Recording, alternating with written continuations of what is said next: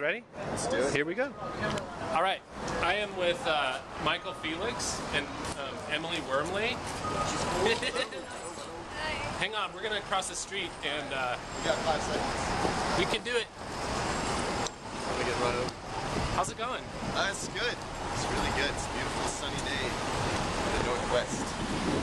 Hey, check out this sculpture. Yes. It's touchable. It's at a height almost where you can really get to it.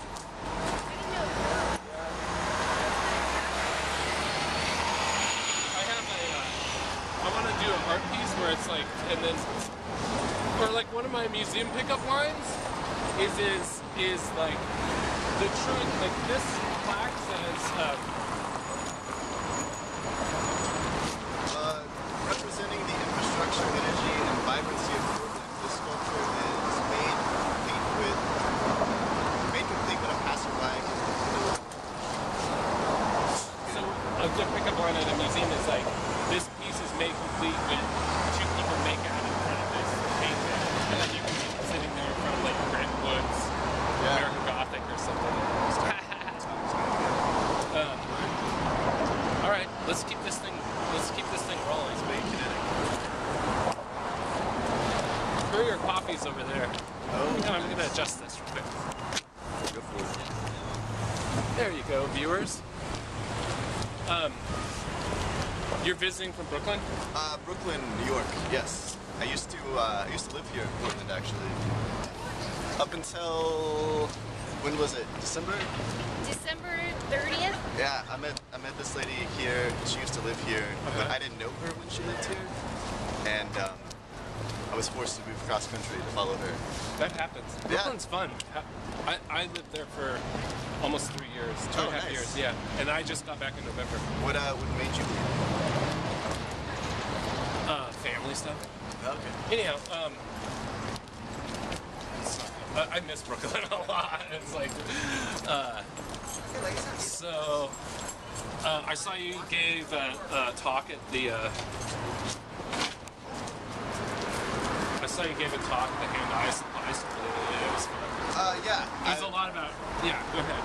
I was invited by them actually right before I left Portland to come out and kind of give a talk, and it was a really nice return to come back to the Northwest after being in New York for a little bit, and it gave me a lot of really good contrast between the two cities. And my talk was a lot about the work we've been doing at FLO. It's this company of which I'm the principal, and we try to design really subtle interfaces between humans, nature, and technology. So I want to talk about interfaces and stuff, and I don't mean to keep interrupting you, but fine. that's just how it rolls. It's all good. So, can you give us some working examples of the interfaces that you want to create relationships with in our everyday environments? Or? Yeah, like an example of what would be a dream project for FLO? Oh yeah. What does FLO even stand for? Where'd you get that? Well, it stands for every failure fuels a learned opportunity, and it's the notion that you're going to try at a lot of things, and you're probably going to fail a lot, but even when you do fail, you learn something. You go this way. I was thinking that, but now we have the light. That's right. And so, future dream FLO interfaces.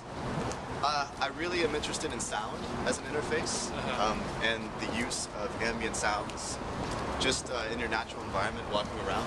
Like if you wear a pair of shoes down and they start squeaking on you. Yeah, definitely. In some way that's an interface that can tell you that you probably need to... This building's crazy. Check this out. Whoa. You know what I like about this building? It kind of blends into the sky. Like, it's like blue. It's like camouflage against the Portland sky, and it kind of takes on whatever color. It kind of takes on whatever color. I'm sorry. This way. It kind of takes on whatever color the sky is. But it also doesn't necessarily fit in with the context of the neighborhood. Yeah, it's kind of bizarre. It's like a new building once I came back. Yeah, it's kind of like walking through the Pearl District and how everything has this really interesting newness to not really authentic or honest, I feel. I think it's, yeah, but I don't know. It's debatable. It's debatable, I suppose. So, oh yeah, we'll cross and then we'll cross it. Alright.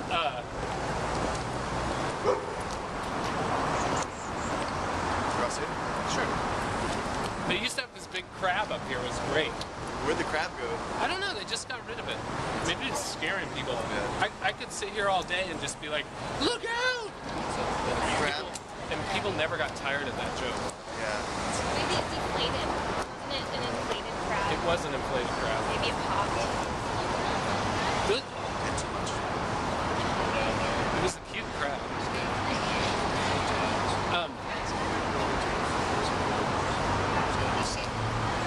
So sound in our working interface with our environment of everyday stuff. Definitely. I think there's definitely an opportunity to create the interfaces between humans and nature and technology to make them more authentic in a sense, where it doesn't require you to get in a posture like you have to sit down and be ready to for the computer to give you information. I think like as natural and as rich and as expressive as we can make it, it's all the better. In some sense. I want to talk to you a little bit about, you made this site called Maker Friendship or something like that? Maker Factory. Oh, Maker Factory. Yes. Sorry, there's so much noise going on right now, and like, I feel bad because people are going to really have to put their ears close to the speakers to hear what we're saying. So I'm going to start yelling a little bit. So you made the site Maker Factory. Yes. Maker Factory. And I really like this because it's basically a site that allows people with a resource. Oh, sorry, I should let you talk, huh? That's all right. It's like a crowdsourcing platform for, let's say you need something to be made. You need wood to be cut at a particular length. You need somebody to sew something for you. And it allows you to, in a kind of a similar Craigslist type of fashion, push that need up and advertise it for 3 weeks, and then people can, if you got some extra time, you can bid on some jobs and kind of put your wood shop to work, put your sewing machine to work, or whatever. Emily, you're a animator, right? Yeah.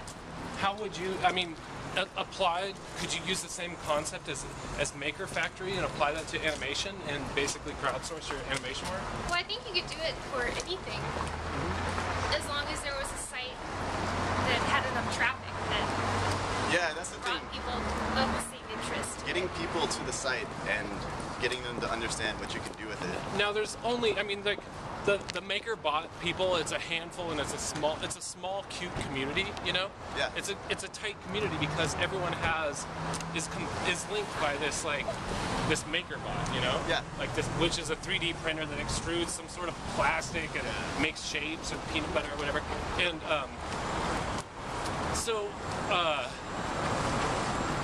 I guess it would be harder to get a community set up like that for animations, or if you're a cobbler or if you're a mason or what, I don't even know what.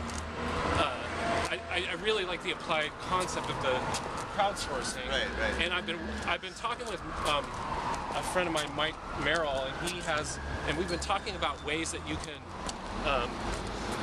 mechanically Turk your friends, sort of, and work collaboratively. Where, say you had 3 minutes a day, Right. to work on X amount of projects or whatever. How say I had 50 friends and I have them for 3 minutes every day. What's the most productive thing that I can have my 50 friends do for me in that time, Yeah, definitely. Well, in the same way, Maker Factory is kind of a similar idea, but it's based on crafts and skills that people have. And because with a lot of things, with manufacturing in this country especially, people don't know how stuff goes together anymore. We've kind of lost the whole craft aspect of, knowing how to sew, knowing how to, do woodworking. And in some way, I hope that this type of thing can help to kind of reinvigorate that